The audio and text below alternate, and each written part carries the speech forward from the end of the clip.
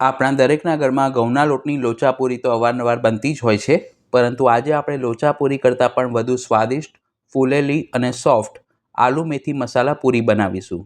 આ પૂરી તમે ચા સાથે નાસ્તામાં અથવા તો બાળકોને લંચ બોક્સમાં પણ આપી શકો છો. તો સૌપ્રથમ એક મિક્સિંગ બાઉલમાં આપણે 1 કપ ઘઉંનો ઝીણો લોટ એટલે કે રોટલીનો લોટ લઈશું અને તેમાં 2 નંગ નાની સાઇઝના એટલે કે વજન પ્રમાણે 100 ગ્રામ બાફેલા બટાકાને આ રીતે મોટા છેદવાળી છીણી વડે છીણી લઈશું. બટાકા બાફ્યા પછી તે રૂમ ટેમ્પરેચર પર ઠંડા થાય ત્યારબાદ જ તેને છીણવા. જો ગરમ હશે તો તે પ્રમાણમાં ચીકણા પડી જશે. પછી તેમાં મસાલામાં અડધી ચમચી હળદર, અડધી ચમચી લાલ મરચું પાવડર અને 5 ચમચી અજમાને આ રીતે હાથેથી ક્રશ કરીને ઉમેરીશું. તેની સાથે સ્વાદ પ્રમાણે મીઠું અને ફ્લેવર માટે 1 ટેબલસ્પૂન કસૂરી મેથીને પણ આ રીતે હાથેથી ક્રશ કરીને ઉમેરીશું.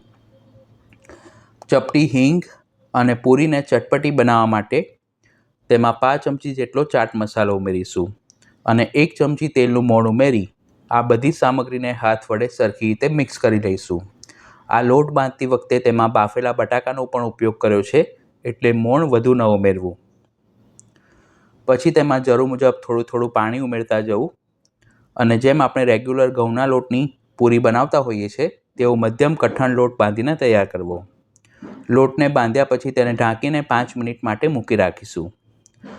લોટમાં બટાકાનો ઉપયોગ કર્યો હોવાથી જો તમે તેને વધુ સમય માટે ઢાંકીને રાખશો તો તે પ્રમાણમાં નરમ પડી જશે અને પૂરી વણતા નહીં ફાવે. 5 મિનિટ પછી લોટની ઉપર થોડું તેલ ઉમેરી તેને સરખો કેળવીને સ્મૂથ કરી લઈશું અને પછી તેમાંથી મધ્યમ સાઇઝના લુવા બનાવીશું. આ માપ પ્રમાણે આપણે 12થી 15 નંગ જેટલી પૂરી બનાવી શકીએ છીએ. લુવાને બંને હાથની હથેળી વડે પ્રેસ કરી તેને ઢાંકીને મૂકી રાખીશું, જેથી લોટ સુકાઈ ના જાય. હવે એક લુવાને આદરી પર મૂકી તેમાંથી મધ્યમ જાડી પૂરી વણી લઈશું. વણતી વખતે બધી બાજુથી પૂરી એક સરખી વણવી, વચ્ચેથી જાડી અને કિનારીથી પાતળી તેવી ન વણવી, નહીંતર તે સરખી ફૂલશે નહીં. બધી જ પૂરીને વણ્યા પછી તળવા માટે કઢાઈમાં જરૂર મુજબ તેલ ગરમ કરવા માટે મૂક્યું છે. તેલ મધ્યમ ગરમ થાય એટલે વારાફરતી એક એક પૂરીને તળી લઈશું. તળતી વખતે ગેસની ફ્લેમ મીડિયમ ટુ હાઈ રાખવી અને પૂરી સરખી ફૂલે તેના માટે તેના ઉપર આ રીતે જારો લગાવવો. નીચેની બાજુથી પૂરી થોડી સોનેરી રંગની થાય એટલે ફેરવીને બીજી બાજુ તળી લેવી. એક પૂરીને તળવામાં આશરે 10થી 12 સેકન્ડનો સમય લાગે છે. પછી તેને સ્ટીલની ગરણીમાં કાઢી બાકીની પૂરીને પણ આ જ રીતે તળી લઈશું. જો તમારે બાળકોને આ પૂરી લંચ બોક્સમાં આપવી હોય તો તમે ઓડી યુનિરેપ પેપરમાં રેપ કરીને આપી શકો છો. આ 100% ઇકો ફ્રેન્ડલી અને રીયુઝેબલ પ્રોડક્ટ છે. જો તમારે તેને ઓનલાઈન બાય કરવું હોય તો લિંક મેં નીચે ડિસ્ક્રિપ્શન બોક્સમાં આપી છે. એલ્યુમિનિયમ પેપર ફોઇલનો વધુ પડતો ઉપયોગ કરવાથી કેન્સર થવાની શક્યતા રહે છે.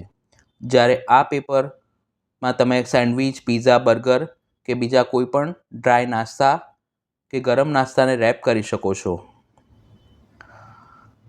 પૂરીને પેપરની વચ્ચે મૂકી તેને સરખી રીતે રેપ કરી અને ડબ્બામાં ભરીશું. તમે 1થી 2 દિવસ માટે ક્યાંય બહારગામ જવાના હો તો પણ નાસ્તામાં આ રીતની આલુ મેથી મસાલા પૂરી બનાવીને લઈ જઈ શકો છો. તો ફ્રેન્ડ્સ, તમે પણ આ રેસીપી ઘરે જરૂર ટ્રાય કરજો. વિડીયો પસંદ આવી હોય તો તેને લાઇક કરી પોતાના ફ્રેન્ડ્સ અને ફેમિલી મેમ્બર્સ સાથે શેર કરજો અને ચેનલ પર પહેલીવાર આવ્યા હો તો આવી ઇઝી અને ક્વિક રેસિપીઝ જોવા માટે તેને સબસ્ક્રાઈબ કરી બાજુમાં આપેલા બેલ આઇકોન પર ક્લિક કરજો. તો ફરી મળીશું એક નવી રેસિપી સાથે. Thanks for watching.